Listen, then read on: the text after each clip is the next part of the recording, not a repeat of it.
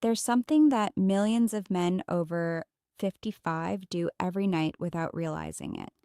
And that habit could be silently blocking blood flow while they sleep. It's not alcohol, it's not lack of exercise. It's something you probably have in your bathroom right now. And the most concerning part isn't the habit itself, it's that no one connects it to what's starting to fail in intimacy. When was the last time you woke up with natural firmness? If the answer takes a while to come, this is for you. What happens at night has more impact on your masculine vascular health than anything you do during the day, and most men ignore it completely. I'm Dr. Natalia de la Cruz, and if you want to keep receiving important content about health after 60, subscribe to the channel and turn on notifications. Now, that problem I mentioned at the beginning doesn't just disappear with time. It becomes more frequent, more evident, harder to ignore. And if you don't understand what's happening inside your body, you'll keep looking for solutions in the wrong place. So let's start with the most important thing. Your body produces a molecule called nitric oxide. It's not a supplement, it's not a medication, it's something your own body makes. And that molecule has a specific function. It tells the arteries to relax, to open up, to allow blood to flow efficiently. Without enough nitric oxide, the arteries tense up, flow decreases, and the tissue that needs constant circulation starts to lose its responsiveness. Think of it like an irrigation system. If the water pressure drops or the channels harden, the field doesn't get what it needs. The same happens with erectile tissue. When you were younger, your body produced nitric oxide easily. The signal was quick, the response consistent. But after 55 or 60, that process becomes less efficient. It doesn't disappear, but it weakens. And that weakening has consequences that many men notice before understanding what's causing them. So, what does all this have to do with the night? Here's the part that surprises most people. Most of your masculine vascular health isn't decided during intimacy, it's decided while you sleep. During sleep, your body enters what's called parasympathetic mode, the repair mode. Blood pressure drops slightly, heart rate stabilizes, anabolic hormones increase. It's the time when the body repairs microdamage, regenerates tissues, restores vascular balance. And part of that nocturnal process includes something few men know about: physiological nocturnal erections. These have no relation to conscious desire, they don't depend on dreams.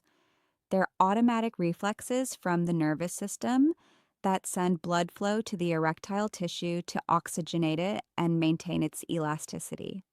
They're literally an automatic system test.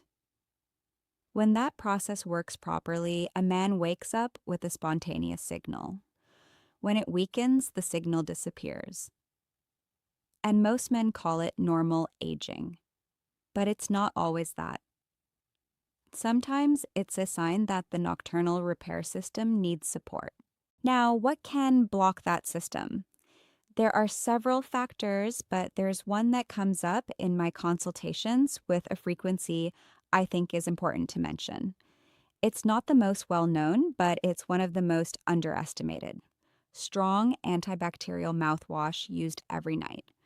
Wait, don't change the channel yet. This has a concrete biological explanation. On your tongue and in your mouth live beneficial bacteria. They're not enemies, they're part of your oral microbiome. And one of their specific functions is to convert the nitrates you consume from food, especially leafy green vegetables, into nitrites. Those nitrites then enter the bloodstream and contribute to nitric oxide production. It's a chain: nitrate, nitrite, nitric oxide. If you use an aggressive antibacterial mouthwash every night before bed, you're temporarily eliminating those bacteria. Not permanently, but during the key moment when the body enters repair mode. The result? The raw material is there, the vegetables are there, but the first step in the chain is interrupted. And without that first step, nitric oxide production is reduced in that nocturnal cycle. I'm not saying to abandon dental hygiene, I'm saying to be strategic. If your dentist didn't specifically prescribe that strong product for every night, consider using it in the morning and replacing it with something milder before bed. This simple adjustment can make a difference that many men don't expect. Now, let's talk about what you can add. There are leafy greens that are extraordinarily rich in natural nitrates. Arugula, fresh spinach, parsley, they're accessible and inexpensive sources. And when you consume them correctly before bed, you provide the raw material the system needs right before entering the repair window. But there's a way to do it that multiplies the effect. Don't swallow it quickly. When you chew a portion of leafy greens for at least 60 seconds, you're allowing saliva to mix completely with the nitrates and letting the bacteria on your tongue start the conversion. If you just swallow without chewing, well, much of the potential is lost because the contact is insufficient. Slow chewing is the mechanism, it's not a myth, it's the biochemistry of the process. A handful of arugula or spinach, 60 seconds of mindful chewing, about 20 or 30 minutes before bed. That's all it takes as a starting point. Why specifically before bed? Because you're synchronizing the stimulus with the repair window. The nitric oxide generated from those nitrates reaches the system just as the body enters vascular restoration mode. You're not forcing anything, you're preparing the ground for biology to do its work.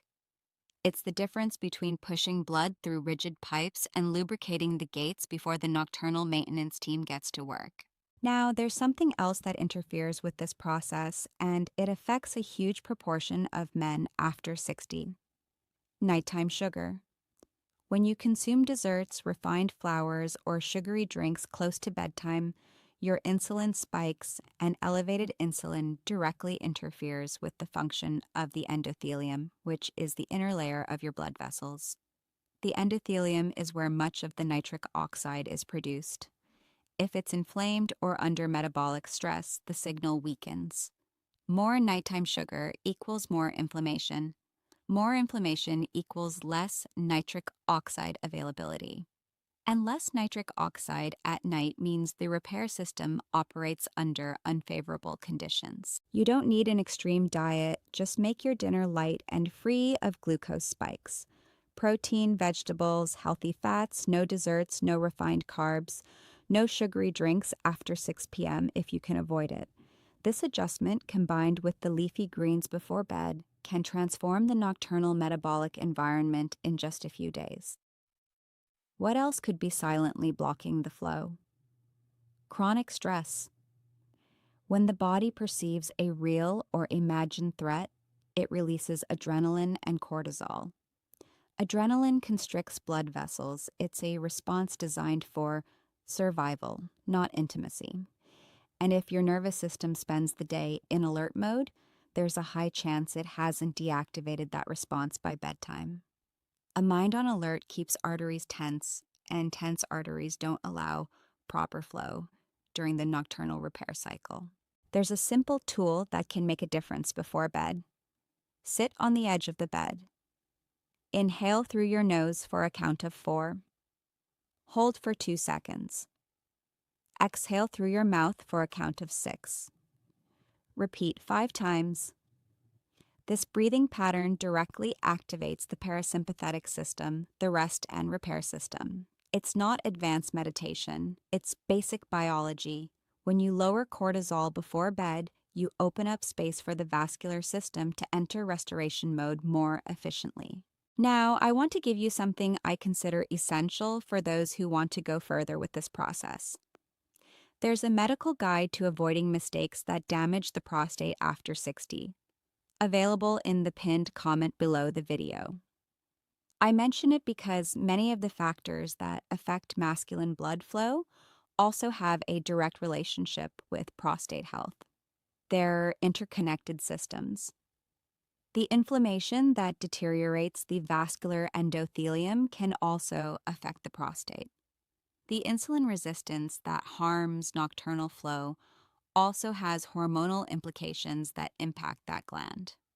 Understanding the full picture makes every adjustment you make have more clinical sense. And that guide was developed precisely with that approach. The information is there at no extra cost. You just have to look for it in the pinned comment. Now, back to the practical part. There are two physical movements that can enhance everything we've explained. They're not intense exercises, they're circulation activators. The first, gentle squats.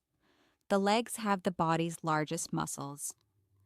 When you activate them, you improve venous return and overall circulation in the pelvic region.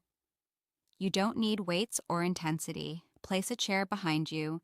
Stand with feet shoulder width apart.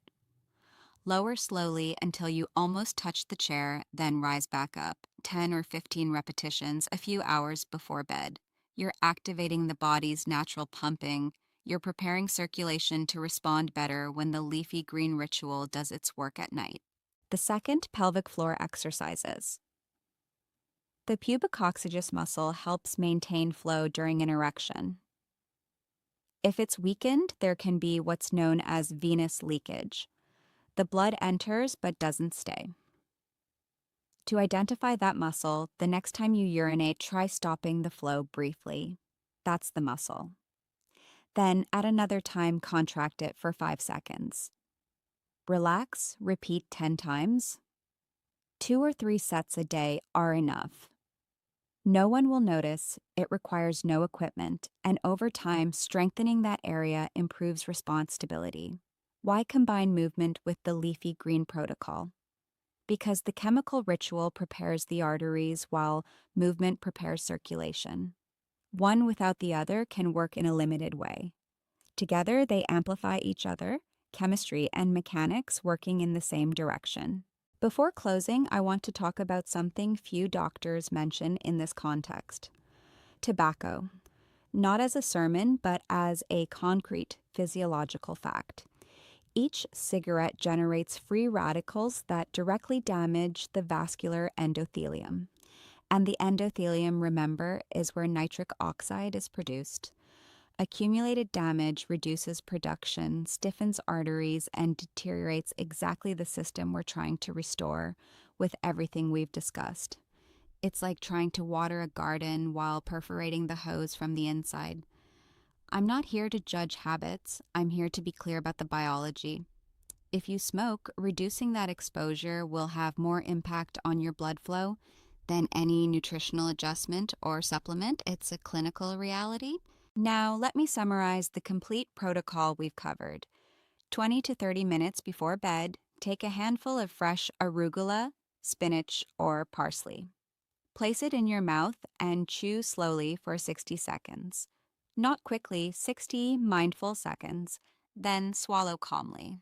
This step activates the nitrate, nitrite, nitric oxide chain right before the system enters repair mode. Avoid strong antibacterial mouthwash at night if you don't have a specific prescription. Use it in the morning if needed. Reduce sugar and refined carbs at dinner. Keep it light and clean. Do 10 or 15 gentle squats a few hours before bed. Add pelvic floor exercises twice a day. Breathe in the 4-2-6 pattern before bed to activate the parasympathetic system. If you smoke, consider reducing the habit as part of the process. And be consistent, not for one night, but for at least 21 days. Now, go back to the question we started with. When was the last time you woke up with natural firmness? If it was a long time ago, it's probably not because the system stopped working. It's because the system isn't getting the conditions it needs to repair itself at night. Biology doesn't respond to haste. It responds to repetition, sustained conditions, stimuli applied at the right time. Your body has the capacity to recover that nocturnal signal. Not explosively, not like when you were 30, but progressively, realistically, measurably. Some men notice changes in the first week. Others need the full 3-week cycle. What everyone reports when they're consistent is that something changes. A different morning, a signal that returns. and with that signal, something that has no physical name, but that every man recognizes when he feels it again: confidence. I'm not asking you to believe me, I'm asking you to test it. If this video gave you clarity, if you feel like someone finally explained what's happening inside your body without alarming, without judging, and without selling miracles, share it with someone who needs it too. A friend, a brother, a family member who's maybe been silent with the same questions for a while. And if you want to keep receiving clear, practical, honest medical information about masculine health, after 60, subscribe to the channel. Every video is designed for you so you can make informed decisions, not desperate ones. Vitality doesn't disappear. It's cultivated with consistency, understanding, and the right support at the right time.